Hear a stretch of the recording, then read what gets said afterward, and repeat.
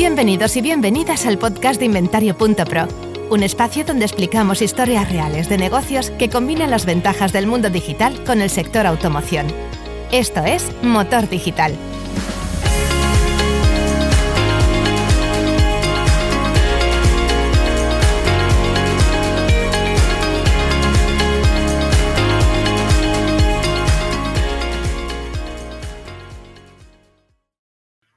Hola, ¿qué tal? Hello everyone, and this is a little bit surprise for you. Bienvenidos, bienvenidas. Now we are going to do a full episode in English.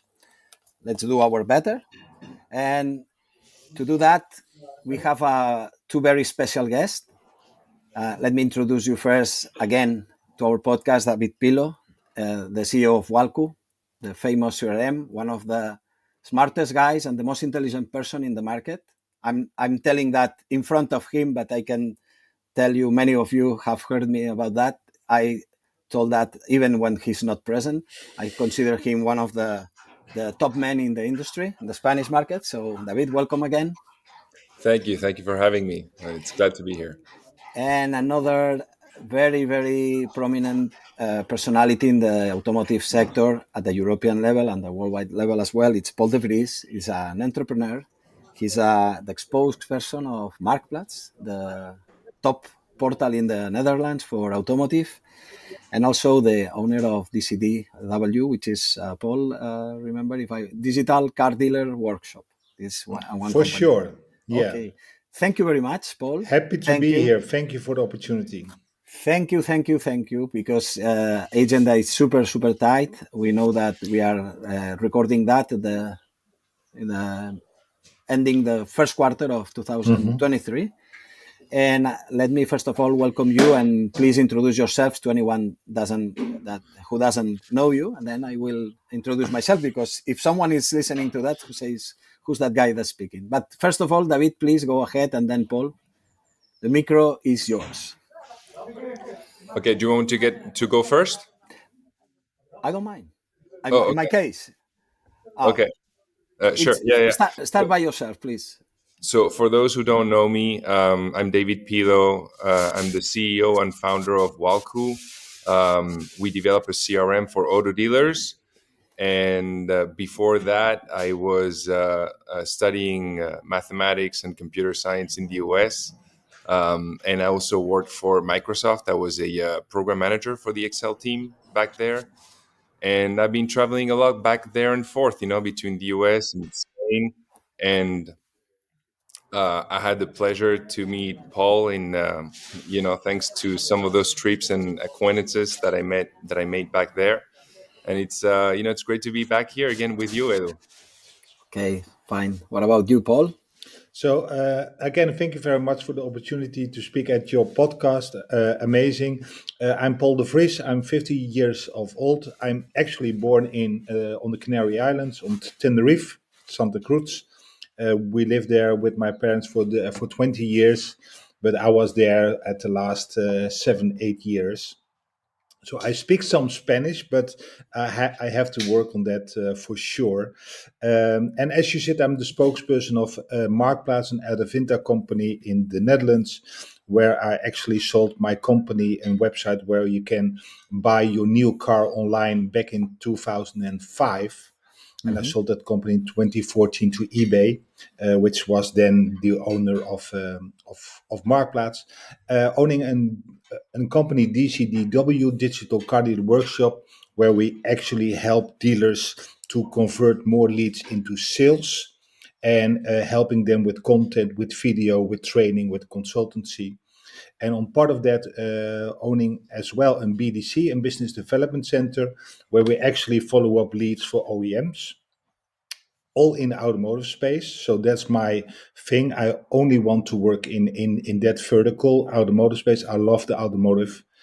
And on top of that, I'm becoming a dealer again 9 months ago, because it is very easy to write about how dealers should be doing their job, but it is very hard to do it as yourself as well, to have a best practice in your own environment, right? So that's what I'm doing, and happy to share my experience. Thank you very much. And for the one that is listening this and they do not belong to the Spanish ecosystem in automotive, I'm Eduard Bayo. I'm the CEO and co-founder of Inventario.pro. We started this company in 2007. And now you will see, Paul, that the world is closer than we think. You know, the 6 degrees. For sure. And my business partner, is John Shaw, which is the founder, the creator of Cochesnet and Motorsnet, which now belongs to Adevinta. Yeah. Via several acquisitions in the meantime. Then and we then left we in clicked 2007. together. I was working in the real estate vertical and jobs vertical. Then we moved and we created a company in 2007. We started doing many things. We were pivoting and trying to find out our way. And we saw an opportunity and we put our full focus in Inventario.pro. Really, as Inventario.pro, it started in 2015, and we do 3 things. The first thing is that we started creating a hub of ads in order to be capable to offer to any car dealer in the market to get the stock from one point to another point, to any incoming point to any outgoing point. Could be the CRM, could be a portal like Cochesnet, could be the website of the customer, could be a B2B auction dealer, any type of car. And right now we are probably holding in this hub in Spain and Portugal, but mostly in Spain, we have the biggest concentration of professional cars running throughout our hub. In the logistics sense, we are doing data logistics from here to there. And we are doing that every time with more nodes connected to this hub. And anytime that appears a new portal or appears a new DMS or new solution, we are trying to connect it and make the logistics job of moving data, video, and so on. Then our second business line is doing with this stock and several partnerships, automatizations and integrations. We call it bots. If we are able to generate time or value to a car dealer, we convert it on a bot, and our customers, besides the hub activity of moving ads from here to there, the multi-publishing issue, but with a plus, we do bots. And bots are automatizing things that they couldn't do because they didn't have time, or things that they were doing, spending a lot of time. And this is the second business line, the service line, sorry. The third one is the website building for automotive. And we only focus in doing automotive websites. We've got a builder and we are trying to move as fast as the market, which is not easy. And this is what we are doing today. And right now we are in the Spanish and Portuguese market, but who knows? So good for you. Thank you very much. Once we've done all the presentations and everything we wanted to share about ourselves, I like a lot the mission statement.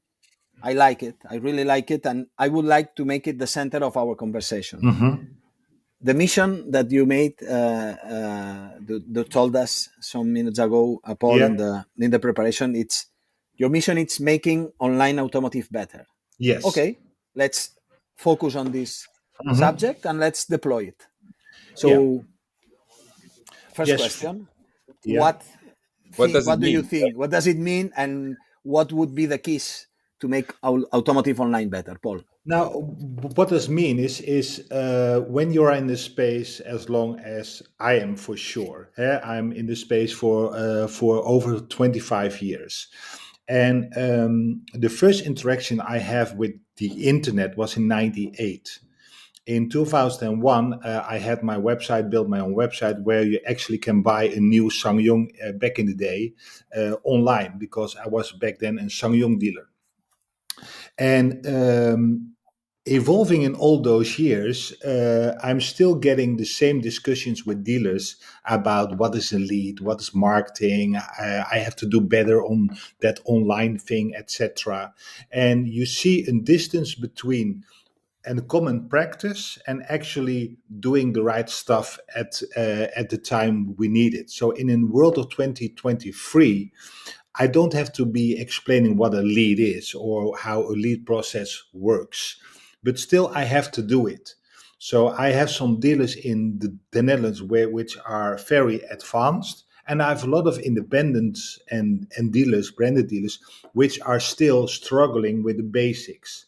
So I want to make a community events to teach them, to tell them, to deliver content to them, to make their life easier, to make the best of online automotive, because that's the most important thing that they have to understand to be successful in the coming years.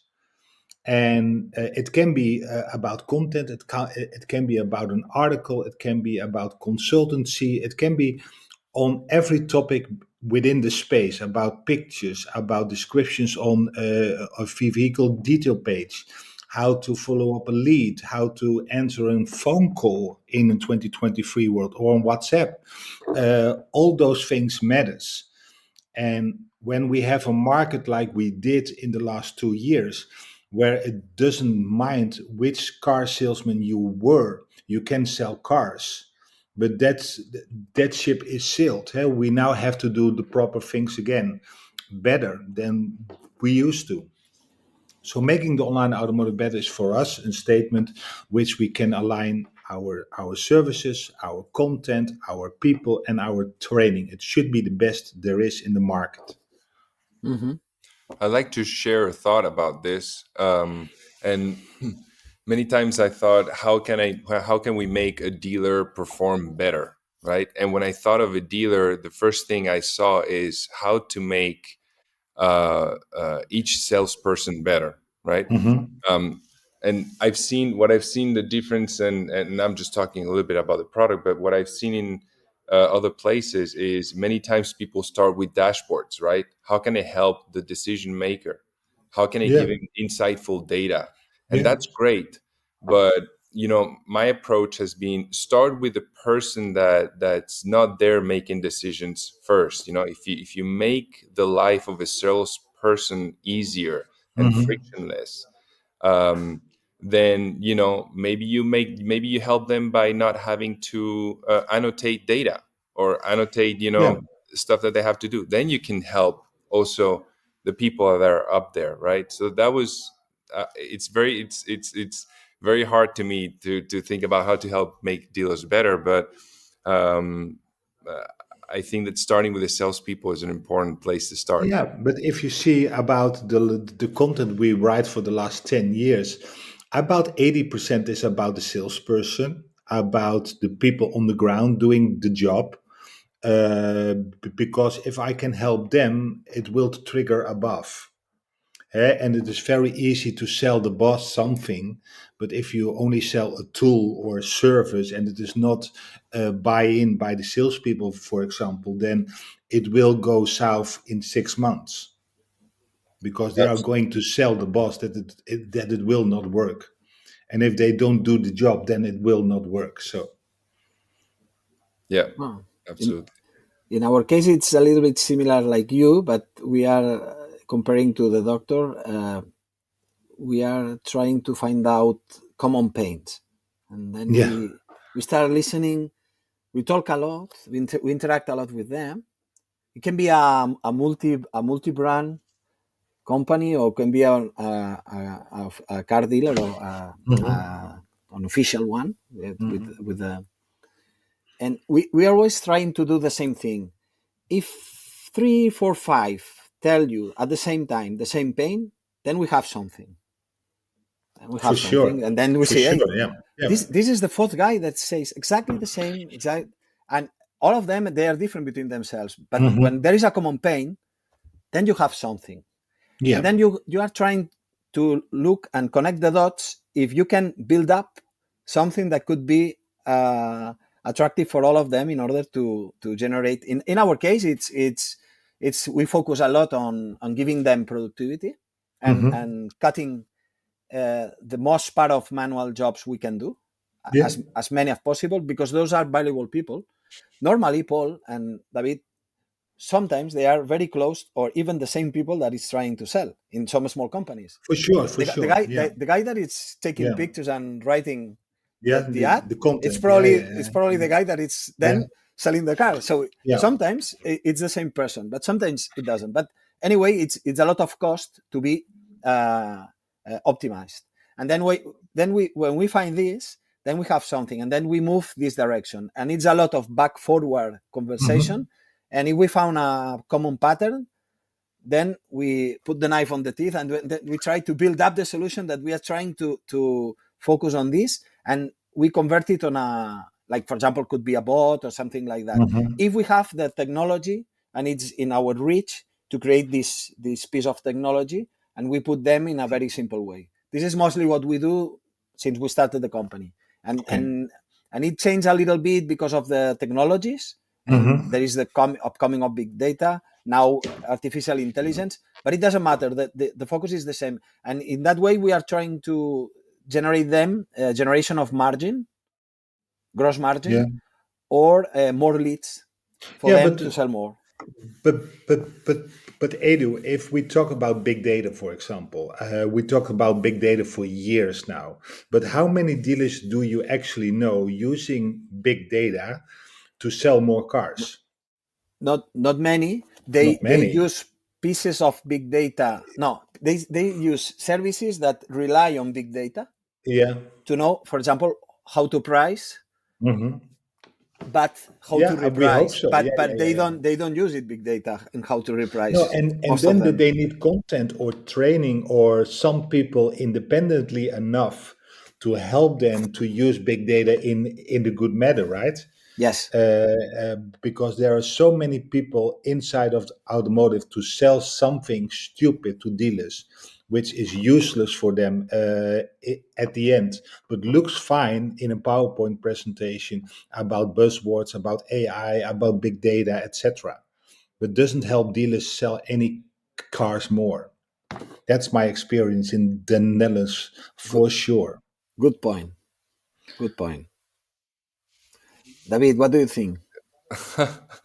Well, I started a company in 2015 called Autoscores, right? And we're doing some AI. I love that company.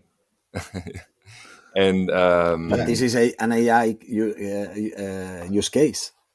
Yeah, this was an idea that I had back in 2012, and 2015 was quite early, to talk to a dealer. Hey, Mr. Dealer, I can show you a product that can use machine learning, supervised learning to predict some of your car sales, and they were not ready for it. So sometimes, I think that it was a bad idea when the timing is very important. So I've heard somewhere, I don't know who said that, but coming in early with an idea, and the difference between that and a bad idea is zero. There's no difference really when it's something is too early. No, but at the end, it's still a good idea. For example, the first McDonald's in the Netherlands was going bankrupt. In France too. First. It was horrible. The second one made a ton of money. So being first is not always an advantage, but the idea behind it can still be the best idea yet. Yes, and nowadays, dealers are ready to hear that, and we're able to serve more people. Yes. Okay, for sure. Look, maybe it's not the right time, but if you use data to know how, if you use the information that you have and the market information that you have, and this market information it's right, you can increase your gross margin and your volume. For sure. So clear to me. The problem is that, okay, maybe we didn't find the formula, but let's keep on, because we need to find out the way in which there is like something magic that I can tell you how to price the day one, what to do the day 7, what to do the day 14, what to do the day 21, just to make it weekly. In an easy way. It has to be. There's something in the market, or there is something that we can find out that we can apply for the depreciation curve that any car has got. It has to be. It's mathematics. It's in the market. It's data. It's something that could be leveled down in a tool, and it's something that has to be properly communicated to the market if you make a repricing activity. So in somehow, somewhere, someone will do it because it's there. For sure. Yeah, and there are definitely already some tools out there, but sometimes I feel like some people struggle with, hey, there's some people that even struggle with looking at the backup camera of their car and still look at the mirrors. They have a backup camera like this beautiful to back up, and they have to look at the mirrors because they don't trust it, right? Or some people don't trust the full self driving of the vehicle, or the basic test autopilot, right? But it's a matter of time, right? So yeah, I think that it'll get there. It's gonna be like this. In some parts of the world, yes, but I don't see a self-driving car in Amsterdam with all the bikes. Yeah, it will stop and will never move again because everywhere is danger. Okay, I know how David felt with auto scores at that moment, because you think you've got a super right product and so on, and the market, yes, I like it, but you feel that the conversation is moving well, but he doesn't ask for the price, he doesn't start the closing part of the negotiation. So your feeling is like this way. When we deployed the hub at the beginning, that was long before the COVID, it was super difficult for us to convince them to be productive and to execute. Yeah. Then after the COVID, it suddenly changed. It went up, I don't know, 5 years in the future in our theoretical plans. We didn't know that was going to happen, and it accelerated a lot. And I think, David, in your case, I know very well your story. I think for Walcu, happened exactly the same. They suddenly thought in different parameters. Our dealers, our customers thought in very different parameters.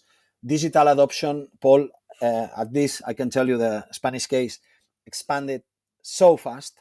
They started to hire very clever guys and girls, and they did an outstanding job on finding talent from other sectors to bring that to digital. And they started to think in digital, and they started to train in digital the sales dealers. Yeah. And it started moving so fast. Yeah. And right now I can tell you, if I compare Spanish automotive market with real estate automotive, real estate Spanish market, which I know a little bit there, and some people that it's in the both sectors, they tell me, hey, Edu, that it doesn't make such a difference between one sector. It probably could be more digital oriented, the automotive one, in the last years. I can tell you that, Paul. It made a huge leap forward. The digital adoption, at least I can tell you, in the Spanish market. I don't know what's your experience. No, because I think the big difference between the real estate and the automotive space is that the automotive space actually has entrepreneurs with skin in the game. Owning the cars, want to sell the cars, etc. Real estate agents at the end don't own anything. So they only want to sell something from somebody else. So the speed of development is very faster in the automotive space because everybody needs something to sell faster because you have skin in the game, you have inventory on the lot. Oh, that's a good point. And costing a lot of money. On the other hand, you can see also that people are very accustomed to the digital space through the online players. Like in Holland, we have two big giant Dutch players like Amazon, but then the Dutch versions. So Amazon is not getting a lot of attraction in Holland. Actually, they are fighting a lot with the Dutch, with the two Dutch online players. But here in Spain, I can see the Amazon car anywhere. So people are accustomed to a digital buying end journey and thinks it is normal to do something 80% of that journey as well in the automotive space. And it is what it is that it's mandatory for the salespeople or for the automotive space or for the dealer to facilitating that for their customers because they are expecting that. Do you have, David, the same perception that I have about the evolution in the last for sure. The COVID makes it very, at the beginning, for sure, the first 6 months, everybody was on WhatsApp, everybody was on FaceTime, everybody was on video calls, etc. But when COVID was gone, then everybody thought as well that a personal connection was also a very good connection, right? So making appointments in the dealerships, etc. And the big difference between Spain and the Netherlands is that if I want to drive from south to north, I have a drive from 2.5 hours. So I can visit every dealership in 2.5 hours. In Spain, the distances are way bigger. That online is a very bigger advantage to work from home or from distance to sell than we have in the Netherlands because the distances are so close. David, what is your perception about the last 3 years? Do you have the same perception as I had about automotive? Yeah, I mean, I think that you and I have gone through the same experience here, very similar experience in both with regards to what we've seen that dealers have gone through and our own businesses. So I totally align with that, and I think that now dealers are. Oops, sorry. I think that now dealers are ready for making the best of both worlds. You know, remote sales and in-store sales.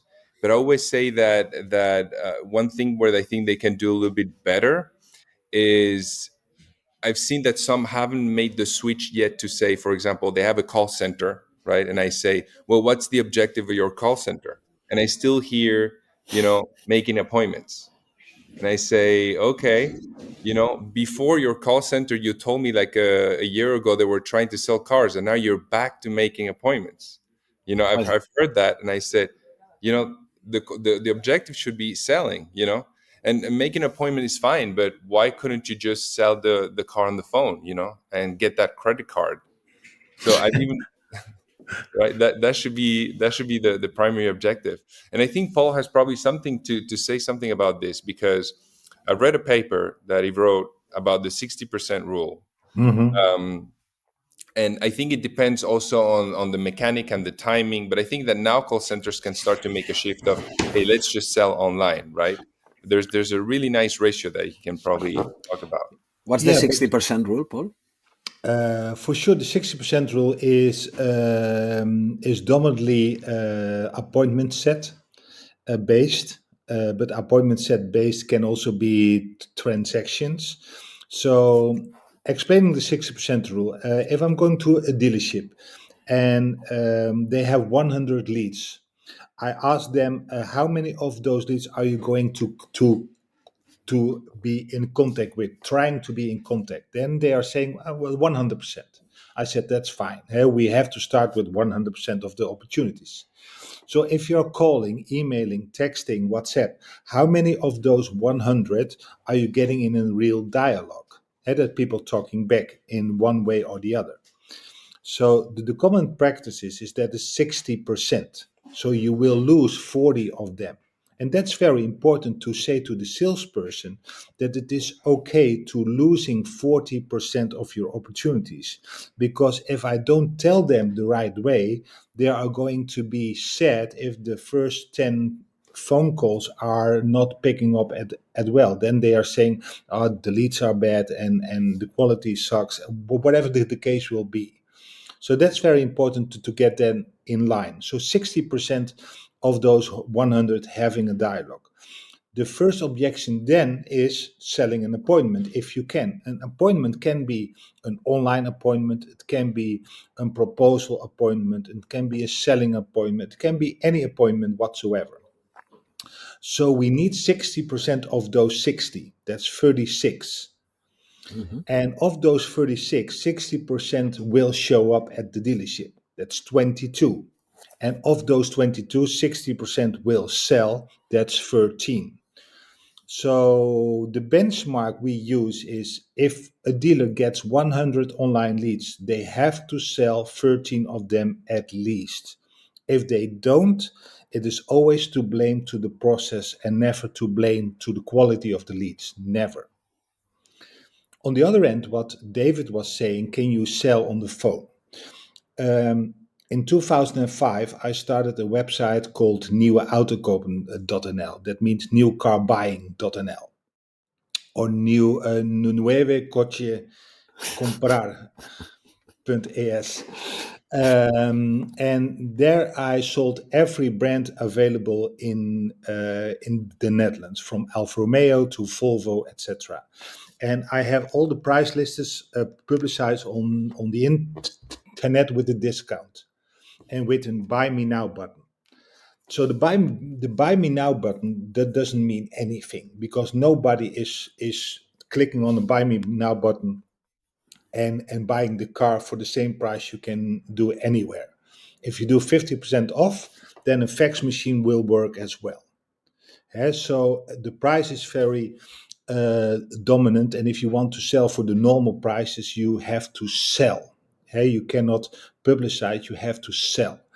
And on that website, we actually know people leaving their phone number, etc., and we call them. And at the end, we sold about between the 150 and 200 cars a month by phone through the website. So everything goes by phone. In which what year? Which year? I sold the company in eBay in 2014. Oh. So that was in 2014. Okay. So selling cars through the internet by phone is not that hard, but you actually need salespeople on the phone. So you don't need a call center as a call center, but actually real closes on the phone. Right, and that's interesting because you see some dealers that have.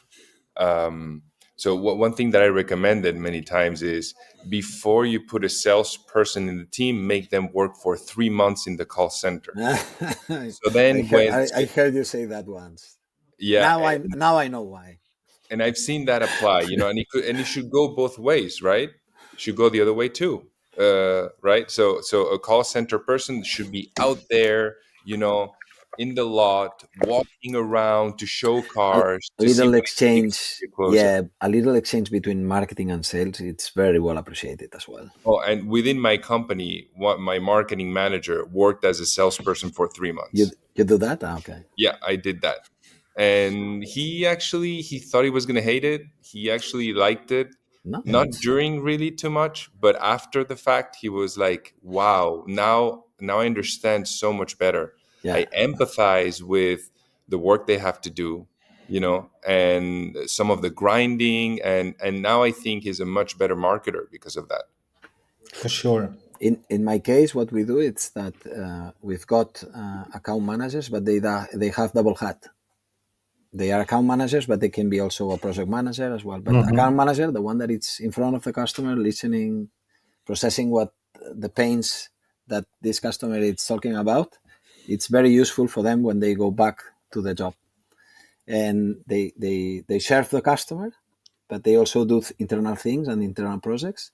And in that way, they have the two visions of when we speak about doing something new, they are not really reluctant. They think that someone in the past told exactly this kind of pain and the solution that we could apply. So it's a very, I like a lot the 60% rule, but then let me ask you one thing. If not, I could die here now. Why 60? Why not 65? Why not 55? Why 60 as a consistent drop down, from every level? Why 60? Maybe it ends up with 13. Okay, that's mathematics, but why 60 rule? It made a good story, right? It makes sense. So we have the 6-step program. We have the six online rules. We have the 60% rule. So everything is by 6 in our content value, the delivery. On the other hand, I saw that in America 10 years ago, the 60% rule. So it was actually not my idea, but I saw that on an NDA and workshop telling David Kane about the 60% rule. And I said, hey, maybe that's a good measurement in my store at the website. And actually, we did 17% conversion because we had 80% ratio on the contact. So we talk to more people. And if you talk to more people, you are going to sell more cars at the end. And the But biggest as a problem, percentage, ending up with 13 yeah, should be considered a very good process execution of the lead management. yeah, for sure. I can go to every dealer in Spain, every dealer, to explain the 60% rule. And if they make the numbers right, I can see where the problem is. And the problem is always above. And that's why they can use Walcu, for example, because that makes it very easy to be in contact with the consumer. But most of the salespeople are not starting with 100%. They don't. They are forgetting something. They are lazy on something. They are opportunist on something. They only want to have the best leads instead of all leads. And then they they are not able enough to have a process in place to call 4, 5, 6 times or be calling in 2 minutes instead of 15 minutes or instead of 30 minutes. Because if you're calling in 30 minutes, the get is gone, the lead is gone. They're going on groceries, they're going to walk the dog, or whatever the case will be. You are not getting a real dialogue with that consumer if you are getting the people on the phone. Because nobody is picking up a phone with with a number they don't recognize for something they did 30 minutes ago or 1 hour ago or one day ago. So, Paul, you're saying, if I'm understanding correctly, that most people are losing or not performing that well on the top of that funnel, right? More on Yeah. the top part. And do you have? And it seems like it requires more discipline to do a good job up there than it Yes. is to do a good job at the very end. Converting Yeah. the client. Do you have any? Almost, yes, almost never is the problem on the lower level, because every salesperson, also in Spain, is able to sell 13 cars from 22 set appointments which actually show up. Because there is no problem, because the client has an intent to buy something, because otherwise they don't go to the dealership, and the salesperson is able to get that done. But that's why we have that whole discussion in the Netherlands, but also in Spain, also in Italy, also in France. I need a BDC. I need a call center for the top of the funnel, because they are structured, they are organized, they can do that job way better. But the transition between the call center and the salesperson is so difficult to manage, that the perception of the call center is that is an appointment, and the salesperson wants actually an easy deal. And they are saying, no, they are not in the market yet. It will take 6 months, and give me back the leads within 6 months. And the call center saying, no, they want to come in for a test drive. I don't want that test drive, because the people are not showing interest, and that car is only available in 6 months. So why bother? And that transition is very hard. If you have one point of contact, that is working way better. Owning a BDC and saying that it don't work is actually an strange conversation. But I can see in the data that the best performing dealers, the best performing salesperson are way, way, way better than any call center in the world. It is On the phone. on the phone, because they are salespeople, and selling an appointment, selling a That car. breaks a lot of mental schemes to probably someone that is listening to us. It can Because be. they structure the reception of the calls by a very specific profile, which is understandable, because it makes very organized the Yeah, process of incoming calls and outbound calls. yeah. But then the transfer, you say that the transfer to the salespeople, it's not The as a, handover, it's the not hand, smooth. It's something is losing. Someone there is losing interest for the lead, right? the handover is the 3 point shot on the basketball field on the other side of the The field. handover, yeah, okay. It's a very difficult shot to make, and if you don't have that first conversation with the client, you're not getting that empathy in the second conversation. So Paul, if you were a mid-size dealer Mhm. and you cannot run a full structure BDC with 5 people and so on, You shouldn't. you shouldn't build up Actually, a no, BDC. no, So no. it should be straight to the sales people. Yeah, for example, we did a big project with some OEMs in the Netherlands. And one OEM and came to us. They have 60,000 leads a year, 60,000 leads, 100 dealerships, 300 salespeople. And their conversion rate from leads to sale was 8.9%. Their response rate was 8 hours and 20 minutes. The mandatory response time of the factory was 2 hours. So they are reading my articles about the 13%. So they are saying, hey, and doing the math, they're losing 2,400 cars if they have 8.9% conversion instead of the 13 on that 60,000 Yeah, leads. based on the number of leads, yeah. Yes. Okay. So they are losing 2,400 leads. So they are talking to me, can you put your call center in to have a better conversion? I said, no, maybe we can train your salespeople better to do a better job. So we developed a 6-step program. And the 6-step program at the end, and I can tell you about the 6 steps, but in 18 months, we go from 8.9% to 17.2% conversion. 17? 17? Yeah, 17.2. More than doubling. Almost doubling.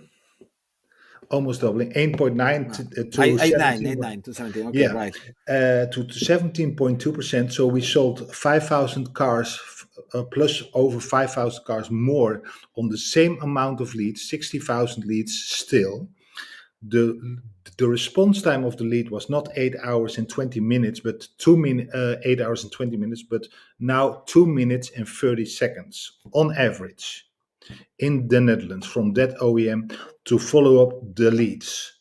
Speed is very important, but a bad conversation with speed is still a bad conversation. So you need still the salespeople to do a better job in the first conversation. So helping those dealers and those salespeople to have a better conversation first is very important. And that we developed the 6-step program. We don't need a BDC for that. We only need salespeople for that. But salespeople are also doing the pictures, making the content, making the ad, talking about marketing, etc. All those things can be subsidized to some other people as well. But the core of their business is to sell by phone, by email, by app, or by person. Not doing anything else. Very, very, very, very interesting. And that owning a BDC by my own, Okay. to say that the BDC is not working as it should be. Okay. Because the average salary of a salesperson in Holland is way, way higher than the average salary of a call center agent. So it makes no sense actually that the call center should be better. Yeah, it makes no sense whatsoever. It looks like counterintuitive because of the cost of the person involved. It looks counterintuitive. Yeah, but you're adding cost without adding conversion. If you're making the salesperson better to making what David was saying, very disciplined in the process of following up leads, you are making them also more disciplined to follow up the appointments they had in the shop, which were not converted into a sale that same day. So you have to follow up those leads as well. That's the same structure, the same process you have to do to follow up on the leads.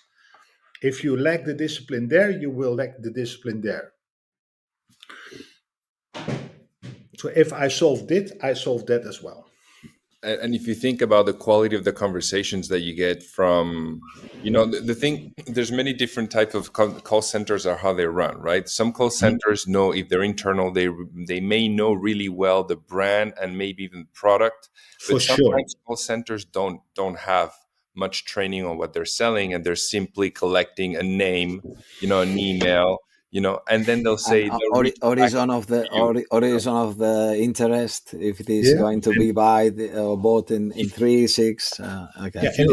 If you're a customer, imagine the difference that it makes on that first phone call. Hi, I want to know about this car. You may have a question about say the hybrid technology or something. Mm-hmm. You want to have a conversation about the product, and you're not going to have it sometimes. But every second question you are lost. Every second question at the BDC level, we are lost. So we don't know the answer. So that can be an advantage to sell the appointment, but that's actually a weak advantage, right? Because actually you want to answer the question. Yeah. Yeah, but every call center doesn't know the second question of the consumer. They answer the first question to make the appointment, but if they have a follow-up question, or what is my trade-in worth, or is there also a climate control in it, whatever the case will be, then they are lost. That's a very, very interesting point, Paul. David, since you have so many customers and so many companies using Walcu, right at this moment of your company evolution, do you really feel that the ones that are putting in front of Walcu, the salespeople, are performing better? Just to confront what Paul is saying, okay? It doesn't. I'm not saying Paul is not right. I would like a second opinion, because this is so counterintuitive. Do you feel that your customers with Walcu, with salespeople in the front, perform better than the ones with PDC? If What they're do you using think? the flows correctly, for And sure. using, okay, and with a correct process of making the phone call, right? That's right. Sorry, Paul. So I would say I think it's a hard decision. I think it's a hard question to answer. To be honest, I've seen customers who have their own BDC internal, and they work really well. They have great discipline, and they're very tight with the salespeople. They're like just a few meters away. They can walk and talk to the salespeople. Right? They're not in another building, and so there's empathy. They know each other, and but what I would say is that the ones who are not going to work well are the ones who only think of a CRM as a call center tool. In my opinion, the call center tool, Or a documentation tool. it has to be the same tool for both, because they're both selling. Yeah. They're both talking to the person about a product. They have to have the same product at hand, and typically it hasn't been the case really. Most of the times, what I've seen is that call centers use a different software than the salespeople do. And that, I think there lies a little bit of an opportunity, because they're both talking, and like Paul said, it But doesn't you matter are if you're you're talking by email. mentioning the ones with discipline in the process, like Paul did, and the ones that doing a nice and smooth handover between sales, the call center people and the sales the call center team and the sales team. Sorry. And I would say that one big reason why sometimes the handover is not that smooth is because they're not using the same tool. Because now they're not going to ingest the information the same way. It might be incomplete, and the transition itself might not be fast. That's a very, very, very interesting point, David. Yeah. What Paul is saying is a little bit strange to the common behavior of the uptire of dealers in Spain. Yeah, but It's Edu, if you only look at one data point, and one data point is never data, right? It's only one data point. yeah. Why Dutch dealers also using business development center call centers? Because you have in the 60% rule, you will solve the top. You will solve that. Because 100% of the opportunities will be called, will be emailed, will be text, will be app, whatever the Yes. case will be, and above 60% of those will be in dialogue. Then they will make an appointment. But at the end, the conversion there, where it's all about to sell more cars, will not shift the way it should be with adding those costs on top of that. If you are going to change, because in that 6-step program, we actually use a hybrid model. So from 9 till 6, our salespeople are doing the job. From 6 to 9, the BDC is doing the job to make the whole funnel. Okay. If nobody picks up the phone in 2 minutes, the BDC will pick up. So we have a hybrid model, but then you can actually see who is performing the best. Okay. And the BDC is not performing the best if you compare it with the top 15 salespeople. And if they can do it, every salespeople can do it, but you need management to Yeah. be agile on the process. In some of your papers and some of your writings, Paul, you were talking about the 5 minutes rule to answer a lead. Is that something that you really put the focus when you help dealers? Yes, for Every sure. lead has to be contacted. What was the rule exactly, please? It should be contact right away. So some OEMs using 5 minutes, 7 minutes, 20 minutes. At most. But at most, yeah. If you measure lead response time in hours, you are lost. You should be measuring it in minutes. In minutes. In minutes. Because if I'm interested in a car and I'm on a website and submitting a lead, then I have my peak interest. I'm at my highest level of interest. When I'm receiving a call at that moment, I'm very interesting to have that conversation. After 15 minutes, I can do anything else. So we are using the cold drip system for that one, which is a very perfect system to work with Walcu as well, to trigger that phone call. So the lead is coming into Walcu, directly goes to the cold drip system and goes directly to the phone from the salespeople. So the phone is ringing at the salespeople's desk. How does cold drip make the synchro between the person on one side of which is the customer and the sales manager? No, we first calling the dealership. So first, if first you find someone available, right, in the dealership side. Okay, I see. And calling them everybody of the sales side at once, multiple times, and somebody's picking up the phone. They have accept the lead, and then the phone will go to the customer, and then the phone will ring at the customer side. Now it makes and someone is if the potential customer is picking up, then there's someone for sure in the other side to attend the call. Yes, for sure. So we can see in the data, because we are recording every conversation and listening to every conversation. So we have a call center listening to every conversation in the Netherlands, hundreds of calls a day, to see what happened in that call. Was the conversation, was the voicemail, was an appointment set, or was the missed opportunity, or was the wow call? So we actually know all those numbers to listen to every call.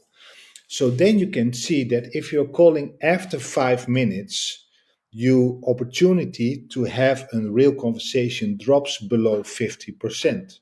If you are calling within 2.5 minutes, you have above 70% chance to have that conversation, not ending up in a voicemail. So you have the choice as a dealer. You want to pick up the phone after 5 minutes, you have a chance of 30-40% of a conversation. You will pick up the phone within 2 minutes, you have above 70% chance of a conversation. Amazing. And that's where the customer is. Because, for example, and that's what we are talking to the dealers as well. If you send your wife or your kids, whatever, on WhatsApp, where you need the answer, you actually need that answer right away, and you see the blue remarks that they have read your question, and you are not getting the answer back. How much second will wait before you're getting annoyed? 5 seconds? If I've the urgency, less than 1 minute, because I have other things to do. Yeah, I was here this morning I need an answer. Who's got the keys of the house? I was here. Who's got the keys of the house? I'm waiting. Yeah. I was here at the gas station this morning in Spain, waiting for somebody to pay the gas with coins, etc. It took forever. It only took 1 minute and 30 seconds, but I don't have the patience for that anymore. Yeah. And so is everybody else. So if I'm sending out a lead, and the lead is only the only thing what they need is information, I want that information right away. And if I'm talking to a dealer and he wants to follow up within 1 hour, that's fine, but you will lose. So I think I've got a question I'd love, if you don't mind, Edu, for Paul. I've had conversations with dealers where they said, look, I'd like to distribute my leads, whether they're by emails and by phone, in a sequential manner. So like if it's a phone call, it will ring on this person, phone for a few seconds. And then if he doesn't pick up, it will go to another one. And they say that so that it's kind of like fair and everybody gets the same distribution amount of opportunities. And same with emails, instead of having a mailbox for everybody who can come in and pick up the leads. And what are Yeah. your thoughts on this kind of strategy, and what do you recommend typically your customers if they ever mention something like that? I don't want to be disrespect, but it's stupid because life is not fair. It will not be fair as well. If I have an opportunity, I want my best salesperson in place, my best, not the worst. I don't want to be distributed equally. I want my best salesperson first. If my best salesperson first always picks up the phone first, because that's almost what always happens, then it's their choice to pick up the phone first because they want to sell. And of course, we have in Holland the same dealers with the same vision. I want to distribute the leads equally. That's fine. That's their choice. They want to be an entrepreneur. They can have their own choices. I respect that. On my behalf, I always want to have a lead, an opportunity to sell, and I will take my best salesperson and forward to sell that, but not to make life fair. I'm glad you mentioned that. I share that view. I also think it's important for speed, because if you For don't put sure. everybody available, on the phone or on an email, then the guy won't get an answer in those 5 minutes. Yeah, but an OEM is investing about 150 euros a lead on average in the Netherlands. Cost per lead marketing wise, direct marketing, 150 euros. So if you wanted to play it fair or not, you want to have the best return on that investment. And that is to make the lead response very fast, to have the dialogue, and to have an opportunity to make an appointment to sell the car online or by phone or whatever the case will be. Excuse me, Paul. The lead, 150 euros? Yeah, on average. The raw number on the top, 150, or the Yeah. qualified lead? No, the lead. No. For new Name, car, person, car of interest, yeah, for new car telephone, leads. Yeah, for one car. for new car leads. For new car leads. For new car leads, Okay, for fine. OEMs. For new car leads is 150 euros for every lead coming in. Do you know around the price for used cars? Used cars? If they're working for Marktplaats, it's for sure way better, because on the marketplaces, used cars, etc., are less, but it's about average 35, 40 euros. Yeah. A And then we, little bit higher than in Spain. Mhm. A little yeah, bit. but Yeah, yeah, but but It's are probably they're going to be the same. no. yeah. So it is an investment which you have to be. It is not. It is not an holiday, right? It is real business. You made a Yeah. real investment to have that opportunity in, and you have to your best foot Yeah, sure. and forward. It's not something you are doing by accident. David, Paul, you really touch and feel and go there and visit an ADA. Mm-hmm. Maybe some year I will go there, hopefully, because I You know this is should. an excellent event. Let's talk I've watched about. David now. Excuse He me? forced me this year. I didn't want to go. Ah, He said, "You're gonna come," and I was okay. like, "Okay." Yeah. If we look at the US market, especially Mm-hmm. I've read, and I know David, but I've read, Paul, that you visited a lot of dealers there, and you know how Mm-hmm. do they work and so on. What, compared to the European dealerships, what do the American dealerships do better than European, and what could be brought from the US way of doing things and way of doing business to Europe? I know This that this is a broad question, but no, how no, no. to make online automotive better Yeah. by using the best practices in the US? Which kind of best practices would you suggest? No, actually, that's my 13th time I've been there. The first time I had notes, 20 pages of notes, what I'm doing wrong, what I can do better, etc. And if I'm being honest, on the sales and marketing side, yes, we can learn from them something there, something there. But on the other hand, they have no privacy in their law, so they can do better or on an automated marketing than we can. So that's not a fair comparison. If you look from the technical side of things, we are not, we are actually ahead on some things, because you are getting paid there by a check, by mail, by the postal office. It makes no sense whatsoever. And I introduced David, for example, with a lot of people over there, and saying, and I have no skin in the game whatsoever, but Walco is the best lead management system in the world at this moment. I know it is, and this is a European company, so we don't have to be bragging about ourselves. We can still learn from America how they do business on scale, on sales and marketing. But it's not a real comparison because the laws are different, the labor laws are different.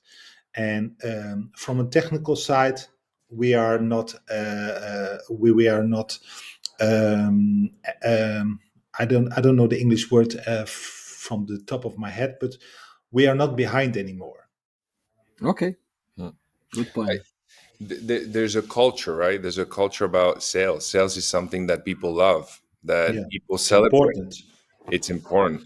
Yeah, And there's an attitude, and that actually will have a huge impact on. It's a culture, right? We're talking about culture. It's going to have a huge impact on performance, how people interact, and people consume more, regardless. Anyway, people renew their cars faster there. So, I think that This some question things, was also for you, David, yeah. because you Um, know a lot the US market, right? I think that European dealers and Spanish dealers should go to an ADA. They do this already.